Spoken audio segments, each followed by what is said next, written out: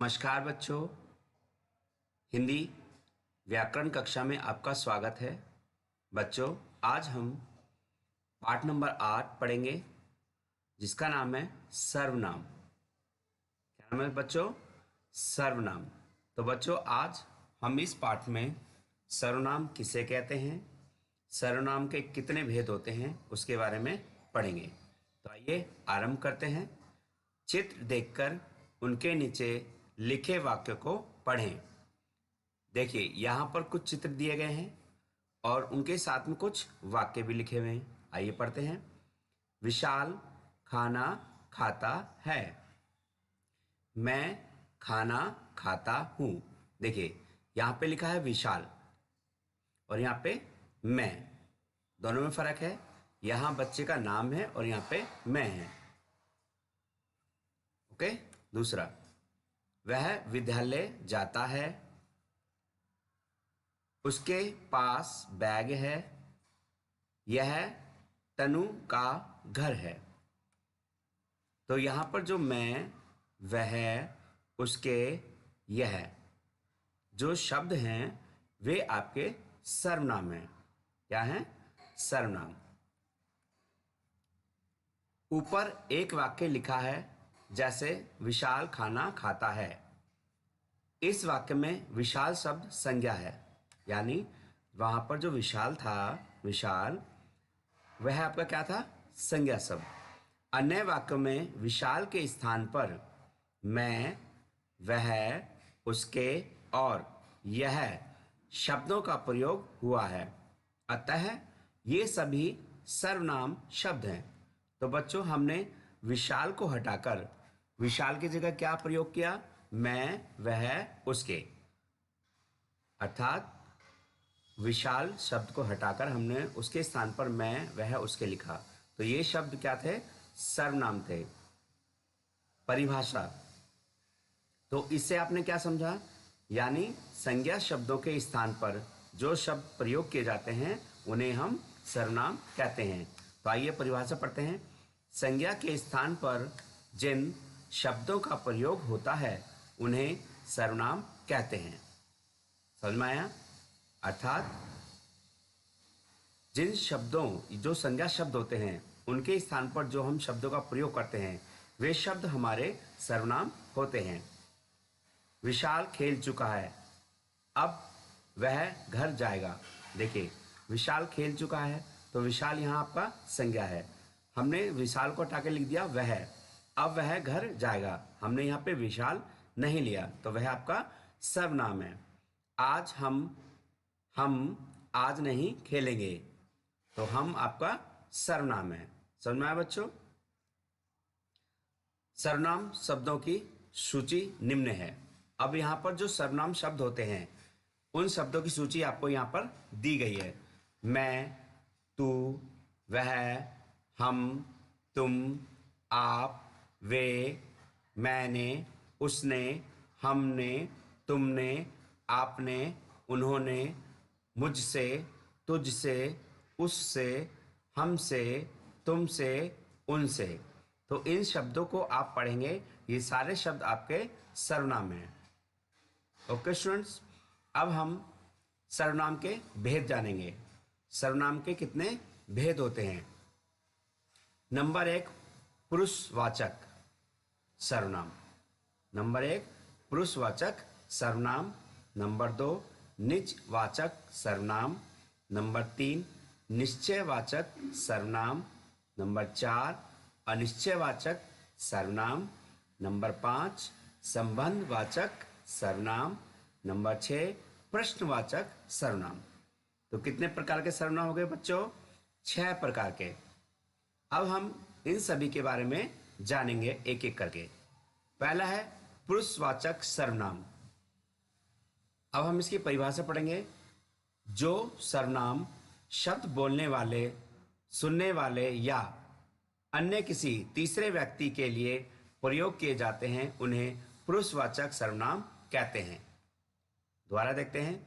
जो सर्वनाम शब्द बोलने वाले, सुनने वाले या किसी तीसरे व्यक्ति के लिए प्रयोग किए जाते हैं उन्हें पुरुषवाचक सर्वनाम कहते हैं। जैसे आपने मुझे कहा मैं घर गया। आपने मुझे कहा मैं घर गया। ठीक है। पुरुषवाचक सर्वनाम के 3 भेद होते हैं। कितने भेद होते हैं बच्चों? 3 भेद होते हैं।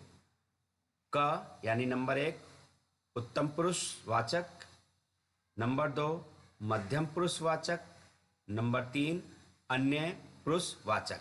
जैसे कभी आपको परिभाषा में ऊपर बताया था, क्या था? जो सर्वनाम शब्द बोलने वाले, तो वो हो गया उत्तम पुरुष, यानी जो व्यक्ति बोलता है वो होता है उत्तम पुरुष। सुनने वाला मध्यम पुरुष, जो व्यक्ति सुनता है उसको हम मध्यम पुरुष कहते हैं। अन्य पुरुष कोई तीसरा व्यक्ति। अब देखिए जो उत्तम पुरुष है वो क्या है? मैं, हम, हमने, हमारा, यानी कहने वाले। नंबर 2 मध्यम पुरुष, जैसे तू, तुम, आप, यानी सुनने वाला। नंबर 3 अन्य पुरुषवाचक, वह, वे, यह, ये, उन्हें, यानी अन्य पुरुष। यहां पर यह नहीं बताया गया कि वह व्यक्ति कौन है, तो इसलिए वो अन्य पुरुष में गिना जाता है। नंबर 2 निजवाचक सर्वनाम। निजवाचक क्या होते हैं? जिन सर्वनाम शब्दों का प्रयोग व्यक्ति अपने आप के लिए करता है वे निजवाचक सर्वनाम कहलाते हैं। क्या समझ में आया? जिन सर्वनाम शब्दों का प्रयोग व्यक्ति अपने आप के लिए करता है वे निजवाचक सर्वनाम कहलाते हैं। जैसे आप क्या लाए हो, दरवाजे पर कौन खड़ा है। समझ में आया? आप और दरवाजे पर कौन खड़ा है, ये हो गए आपके निजवाचक। नंबर 3 है निश्चयवाचक सर्वनाम। जो सर्वनाम शब्द किसी निश्चित व्यक्ति या वस्तु की ओर संकेत करते हैं उन्हें निश्चयवाचक सर्वनाम कहते हैं, यानी जिससे पक्का पता हो कि हम किसके बारे में बात कर रहे हैं। जैसे यह मेरे पिताजी हैं, वे अध्यापक हैं। ठीक है, यानी क्या बताया गया? ये मेरे पिताजी हैं और वे क्या हैं? अध्यापक हैं, यानी निश्चित है एकदम। नंबर 4 अनिश्चित अनिश्चयवाचक सर्वनाम। अनिश्चयवाचक सर्वनाम जिन सर्वनाम शब्दों के द्वारा किसी निश्चित व्यक्ति, वस्तु या प्राणी कर बोध नहीं होता उन्हें अनिश्चयवाचक सर्वनाम कहते हैं। जैसे कोई, कुछ आदि, यानी जहां पर एक तरह से प्रश्न किया जाता है, यानी पक्का पता नहीं होता कि हम किसके बारे में बात कर रहे हैं, तो वे शब्द होते हैं आपके अनिश्चयवाचक सर्वनाम। जैसे उदाहरण में कोई और कुछ। चित्र देखिए, कोई सो रहा है। अब कोई का मतलब ये हमें नहीं पता कि यहाँ कौन है, उसका नाम क्या है, तो हमने उसको बोल दिया कोई, तो ये हो गया अनिश्चयवाचक। उसे कुछ दिखाई नहीं देता, यानी उसे कुछ भी दिखाई नहीं देता, तो ये हो गया अनिश्चयवाचक। समझ में आया? नंबर 5 संबंधवाचक सर्वनाम। संबंधवाचक सर्वनाम यानी वे जो सर्वनाम शब्द वाक्य में किसी दूसरे सर्वनाम से संबंध बताते हैं उन्हें संबंधवाचक सर्वनाम कहते हैं। जैसे जैसा, जो, आदि। उदाहरण में जैसा, जो, आदि। अब देखिए चित्र में क्या दिखाया गया? जैसा करोगे वैसा भरोगे। जैसा करोगे वैसा भरोगे, एक संबंध हो गया, यानी जैसे अगर आप कुत्ते की पूंछ पकड़ते हैं तो कुत्ता आपको खा लेगा। जो परिश्रम करेगा सो सफल होगा, यानी जो मेहनत करेगा वो पास होगा। समझना बच्चों? चलिए प्रश्नवाचक सर्वनाम। देखिए यहां इसके नाम से ही प्रतीत होता है प्रश्नवाचक, यानी जब कोई क्वेश्चन किया जाता है। जिन सर्वनाम शब्दों में किसी व्यक्ति, वस्तु या प्राणी के संबंध में प्रश्न किया गया हो उन्हें प्रश्नवाचक सर्वनाम कहते हैं।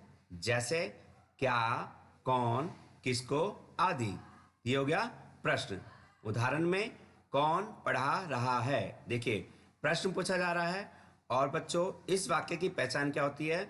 वाक्य के अंत में क्वेश्चन मार्क चिन्ह लगा होता है, यानी प्रश्नवाचक चिन्ह। ठीक है, वे क्या कर रहे हैं, यहां भी वाक्य में प्रश्नवाचक चिन्ह है। वे क्या, क्या शब्द यहां पे प्रयोग हो रहा है, तो ये कौन सा सर्वनाम है? क्या, यानी प्रश्नवाचक। ठीक है बच्चों, आओ जाने। तो बच्चों आज आपने क्या पढ़ा? सर्वनाम किसे कहते हैं और सर्वनाम के कितने भेद होते हैं, तथा उन सभी भेदों के बारे में भी आपने पढ़ा। तो अब पूरे पाठ का जो सारांश है वो आपका क्या है? संज्ञा के स्थान पर प्रयोग किए जाने वाले शब्दों को सर्वनाम कहते हैं। समझ में आया? नंबर 2, संज्ञा शब्दों का बार बार प्रयोग करने के स्थान पर वह, तुम, मैं, तुम्हें आदि शब्दों का प्रयोग किया जाता है।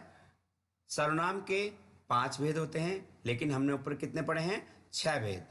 ठीक है, तो सर्वनाम के 6 भेद होते हैं। पुरुषवाचक सर्वनाम के 3 भेद होते हैं, उत्तम पुरुष, मध्यम पुरुष और अन्य पुरुषवाचक। ठीक है, उत्तम पुरुषवाचक, मध्यम पुरुषवाचक तथा अन्य पुरुषवाचक। तो बच्चों ये था आपकी संज्ञा किसे कहते हैं और संज्ञा के कितने भेद होते हैं। जैसे मैं अपना काम स्वयं करना पसंद करता हूँ, तो यहाँ पे जो वक्ता है वो अपना काम स्वयं कर रहा है। उसे अपना काम खुद करने दो, तो उसे अपना काम खुद करने दो, यानी उसे अपना काम अपने आप करने दो। इसका मतलब निजवाचक। मैं यह सब अपने आप करता हूँ, तो मैं यह सब अपने आप करता हूँ, यानी जो वक्ता है वह काम को अपने आप करता है, तो इसका मतलब यहाँ पर निजवाचक सर्वनाम है।